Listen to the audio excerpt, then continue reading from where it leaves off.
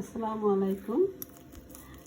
আজকে একটু দেখাই যে আমি তুনায় যে চপ বানাই না, তো অনেকে এরা জিজ্ঞেস করেন যে কিভাবে বানাই। এই যে এটা আমি ইজি যত বলছি না, যত ইজি কাজ পারি, ম্যাশ পটেটো আছে না প্যাকেট ফ্রোজেন, যেটা সেটারে গরম করে একদম এরকম করে নিলাম।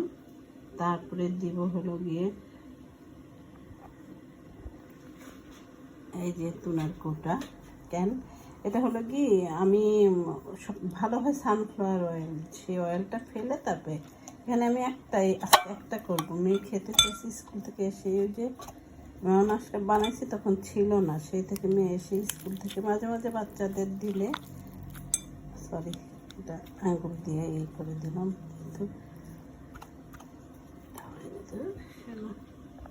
যেটা আছে না সেই তুনাটা দিতে হবে, এটা আর কি।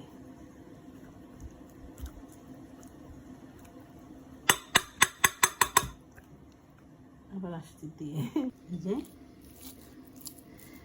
এখানে একটা ক্যানেট দিলাম আর একটুখানি দিলাম আজকে। আর ম্যাশ পটেটো আন্দাজ করে নেবেন। আমি নর্মালি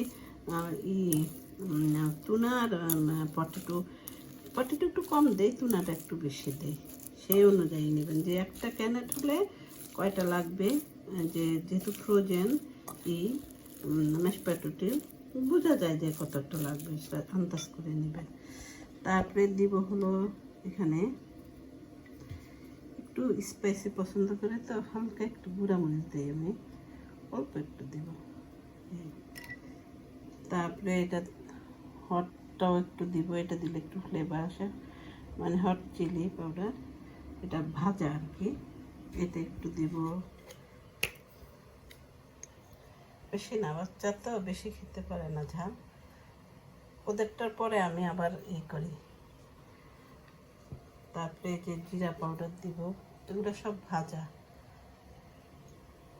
তেমন কিছুই না।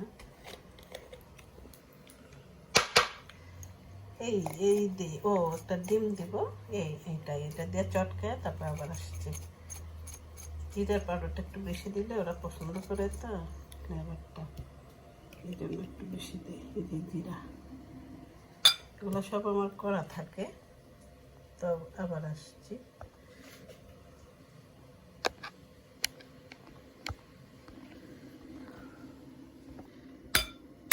একটা ডিম দিতে হবে, তার বিস্কুটের গুঁড়ো দিব আবার।